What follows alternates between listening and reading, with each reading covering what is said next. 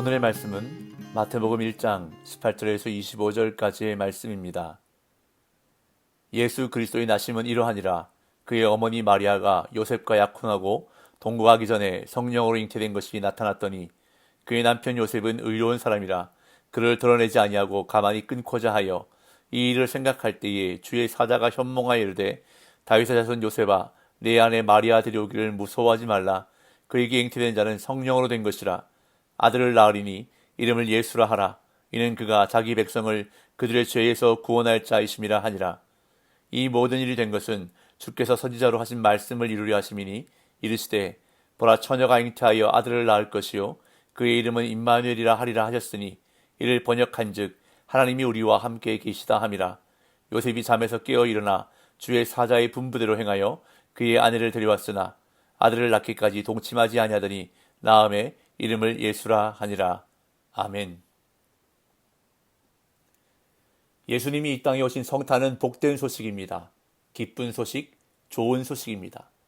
그래서 누가복음 2장에 보면 목자들에게 성탄의 소식을 전해준 천사가 온 백성에게 미칠 큰 기쁨의 좋은 소식이라고 전하고 있는 것을 보게 됩니다. 그렇다면 예수님이 이 땅에 오신 성탄이 왜 복된 소식, 온 백성에게 미칠 큰 기쁨의 좋은 소식이 되는 것일까요? 오늘 본문은 우리에게 그것을 말씀해주고 있습니다. 첫째로 약속의 말씀이 이루어졌기 때문입니다. 성경은 구약과 신약으로 크게 둘로 나뉘어져 있습니다.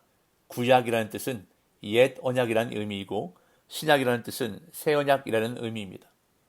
이렇게 성경은 하나님의 언약의 말씀입니다.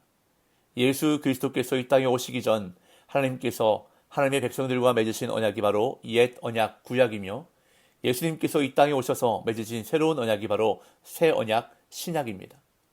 이렇게 성경은 하나님의 언약의 말씀들로 이루어져 있는데 특별히 옛 언약인 구약에서는 앞으로 이 땅에 오실 메시아 즉 그리스도에 관한 약속의 말씀들이 많이 기록되어 있습니다. 그런데 그 말씀들이 그저 거짓되고 허황된 말씀들이 아니라 역사 가운데 현실로 이루어졌다는 것입니다. 오늘 본문에서도 그것을 밝히고 있는데요. 22절, 23절. 이 모든 일이 된 것은 주께서 선지자로 하신 말씀을 이루려 하심이니 이르시되 보라 처녀가 잉태하여 아들을 낳을 것이요 그의 이름은 임마누엘이라 하리라 하셨으니 이를 번역한즉 하나님이 우리와 함께 계시다 함이라. 예수님께서 이 땅에 오신 성탄의 사건이 구약에서 선지자들을 통하여 예언하신 약속의 말씀들이 이루어진 것이라고 성경은 말씀하고 있습니다. 그리고 그 증거로 처녀가 잉태하여 아들을 낳을 것인데 그 이름을 임마누엘이라 할 것이라는 구약 이사야 선지자의 예언을 말씀하고 있는 것입니다. 제가 이사야 7장 14절을 읽어보겠습니다. 그러므로 주께서 친히 징조를 너희에게 주실 것이라. 보라 처녀가 잉태하여 아들을 낳을 것이요 그의 이름을 임마누엘이라 하리라. 이사야 선지자는 예수님이 오시기 전 약 700여 년 전에 활동한 선지자입니다. 그러니까 지금 이 말씀은 약 700년 전에 예언하신 말씀입니다. 이 말씀을 들은 사람들의 반응은 어땠을까요? 만약 저와 여러분들이 이 이사야 선지자의 말을 직접 들었다면 어땠을까요? 아멘, 믿습니다 했을까요? 아마 정신 이상자 취급을 했거나 아예 그 말을 무시했을 것입니다. 남자를 알지 못하는 처녀가 어떻게 잉태하여 아들을 낳는다는 말입니까? 이것이 말이나 되는 이야기입니까? 듣는 모든 사람들이 다 믿지 못할 말입니다. 아마도 예수님이 이 땅에 태어나실 때까지 이 말씀은 허황된 이야기 취급을 받았을지도 모릅니다. 그런데 그 말씀이 진짜 이루어진 것입니다. 사실이 되어버린 것입니다. 18절에서 20절 예수 그리스도의 나심은 이러하니라. 그의 어머니 마리아가 요셉과 약혼하고 동거하기 전에 성령으로 잉태된 것이 나타났더니 그의 남편 요셉은 의로운 사람이라 그를 드러내지 아니하고 가만히 끊고자 하여 이 일을 생각할 때에 주의 사자가 현몽하여 이르되 다윗의 자손 요셉아 네 아내 마리아 데려오기를 무서워하지 말라. 그에게 잉태된 자는 성령으로 된 것이라. 이처럼 성탄은 하나님의 말씀이 이루어진 역사적인 사건입니다. 도저히 믿을 수 없는 말씀이 이루어진 것입니다. 만약 이 말씀이 이루어지지 않았다면 하나님의 모든 약속의 말씀은 거짓말이 되어버리는 것입니다. 그렇기 때문에 성탄은 복된 소식, 기쁨의 소식입니다. 우리를 향한 하나님의 약속의 말씀이 전혀 불가능할 것만 같았던 그 말씀이 이루어졌기 때문에, 그리고 오늘도 하나님의 말씀은 반드시 이루어질 것임을 보여주신 사건이기 때문에 성탄은 큰 기쁨의 좋은 소식이 되는 것입니다. 둘째로 성탄이 온 백성에게 미칠 큰 기쁨의 좋은 소식이 되는 이유는 바로 우리를 죄에서 구원하시기 위해 예수님께서 이 땅에 오셨기 때문입니다. 21절 아들을 낳으리니 이름을 예수로 하라. 이는 그가 자기 백성을 그들의 죄에서 구원할 자이심이라 하니라. 예수님이 이 땅에 오신 이유가 바로 이것입니다. 우리를 죄에서 구원하시기 위해 오신 것입니다. 하나님의 구속 계획에 따라 하나님이신 예수님이 친히 이 땅에 오신 것입니다. 하나님의 속성 가운데 대표적인 두 가지 속성은 바로 하나님의 공의와 하나님의 사랑입니다. 그래서 우리는 하나님을 공의의 하나님이라고 부르며 또한 사랑의 하나님이라고 부르는 것입니다. 그런데 이 두 가지 속성은 서로 그 자체가 함께할 수 없는 속성입니다. 하나님의 공의는 어떠한 죄든 용납하지 않고 가까이 하지 않으십니다. 그런데 하나님의 사랑은 어떠한 죄든 용서하시며 가까이 하신다는 것입니다.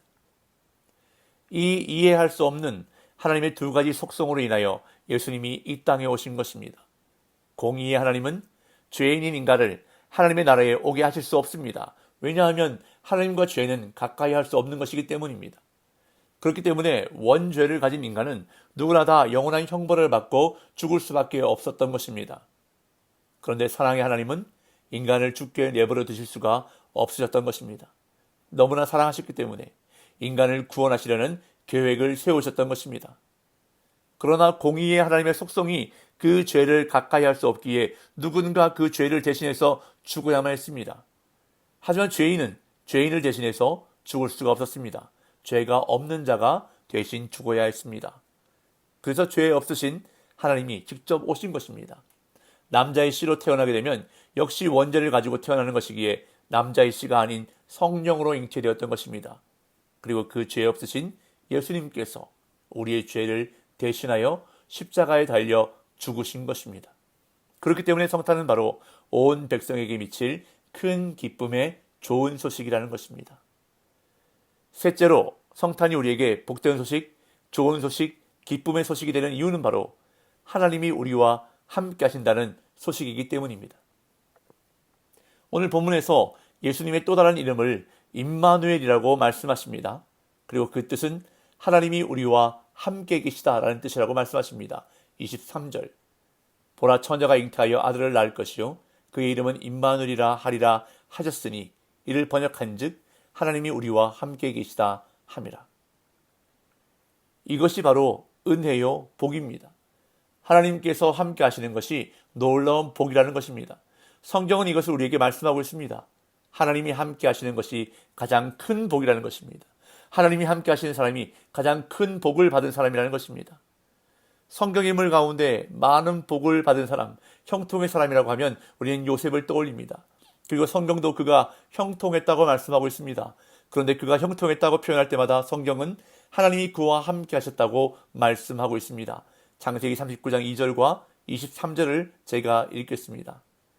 여호와께서 요셉과 함께 하심으로 그가 형통한 자가 되어 그의 주인 애굽 사람의 집에 있으니 간수장은 그의 손에 맡긴 것을 무엇이든지 살펴보지 아니하였으니 이는 여호와께서 요셉과 함께 하심이라. 여호와께서 그를 범사에 형통하게 하셨더라. 이처럼 하나님이 함께 하실 때 형통한 복이 임한다는 것입니다. 또한 하나님은 여호수아를 축복하시면서 내가 너와 함께 하겠다고 말씀하십니다. 여호수아 1장 5절 6절도 제가 읽어보겠습니다. 네 평생에 너를 능히 대적할 자가 없으리니 내가 모세와 함께 있었던 것 같이 너와 함께 있을 것임이니라. 내가 너를 떠나지 아니하며 버리지 아니하리니 강하고 담대하라. 너는 내가 그들의 조상에게 맹세하여 그들에게 주리라 한 땅을 이 백성에게 차지하게 되리라. 하나님께서 모세에게 주셨던 것 같이 여호수아에게도 복을 주셨는데 그것은 바로 하나님이 함께 하시는 복, 바로 임마누엘의 복을 주셨던 것입니다. 그래서 여호수아로 하여금 모든 대적을 물리치고 약속의 땅 가나안을 얻을 수 있게 하셨던 것입니다. 이처럼 성도에게 있어서 가장 큰 복과 은혜는 바로 하나님이 함께 하시는 임마누엘입니다. 성탄은 바로 그 임마누엘의 하나님이 저와 여러분들에게 오신 사건입니다. 그렇기 때문에 성탄절은 성도가 함께 모여 즐거워하고 축하하고 함께 예배하는 날입니다. 하나님이 우리와 함께 하시기 위해 친히 이 땅에 오셨기 때문에 그 임마누엘의 은혜만 기억하며 살아도 우리의 입술에서 찬양이 쉴 수가 없고 우리의 삶이 감사하지 못할 이유가 없다는 것입니다.